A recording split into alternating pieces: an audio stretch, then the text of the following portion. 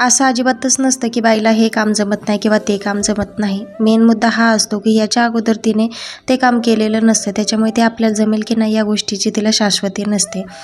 आता काय झालं ते पुढे सांगतेच. अगोदर इथे मशनीला तेल सोडून घेतलं आणि नंतरनं घरात खूपच जास्त आता पसारा झाला होता, कारण हे वरती पोटमाळा केलेला दिसतोय तेच सकाळपासून आमचं करायचं चालू होतं. तर म्हणजे सकाळपासून आमचं भांडणच चालू होते. पोटमाळा तर आत्ताच केला आहे आणि मी दिवाळीत हे प्लाऊड घेऊन आलेले आहे. माझ्या बाहेर गेले त्यावेळेस. आता आहोनला म्हणले मला ते प्लाऊड कितीला भेटेल, तर मला बोलले 1000 रुपये एका फळीसाठी लागतील आणि मी 1600 रुपयाला 5 फळ्या घेऊन आले तिकडे येताना.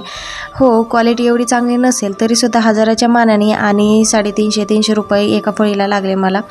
तर ह्या मानाने मला फळ्या खूप चांगल्या भेटल्या त्या. आणि म्हणजे आतीच बोलायचं, प्रत्येक गोष्टीत आती. आता बाई माणूस कुठे बाहेर जात नाही, त्याच्यामुळे तिला माहीत नसते की प्रत्येक गोष्टीची किंमत बाहेर काय आहे. आणि जर आपल्याला ती विचारते की या गोष्टीची किंमत काय, तर आपण प्रामाणिकपणे ती गोष्ट सांगायला पाहिजे ना, की 4 पैसे जास्त त्याच्यात वाढवून आपल्या मनाने सांगून द्यायचं काहीतरी. कारण तिला काय कळणार आहे, ती कुठं बाहेर जाऊन बघणार आहे किती पैसे लागणार आहेत. आज मी तर खूप जास्त वैतागले होते. मग त्या फळ्या घेतल्या, सकाळी उठल्यावरती डायरेक्ट बाहेर फेकूनच दिल्या. म्हणलं असं पण तुम्ही लावं नाही, तर घरात त्या सारख्या माझ्या डोळ्याला बघून बघून मला खूप जास्त त्रास होतोय, त्याच्यामुळे ते फेकूनच देते.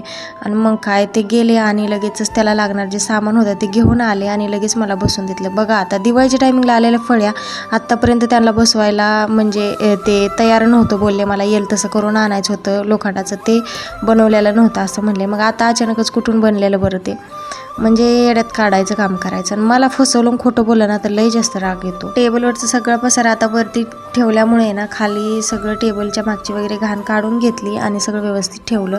आता बेडवरती सुद्धा खूप जास्त कपडे वगैरे पडले होते, ते सुद्धा व्यवस्थित करून ठेवलं. आणि घरातला तर राडा काढला, पण आता तो राडा येऊन सगळा बाहेर पडला होता. मग आता इथले सुद्धा सगळं पिशवीत जे काही घरातली घाण निघली होती ती भरून ठेवली. एकच फळी बसवली आहे, अजून 4 फळ्या बसवायच्या राहिल्यात. आणि आज मी बघितलं की आहोने ती फळी कशी बसवली एक, आणि 10 ते 15 मिनिटात तर बसवून पण झाली. आता राहिलेल्या 4 फळ्या मी स्वतःच बसवणार. आपल्याला येत असताना समोरच्याला सांगितलं ना आपलं काम करायला, त्यांना वाटतं की आपल्याशिवाय यांचं कामच होऊ शकत नाही.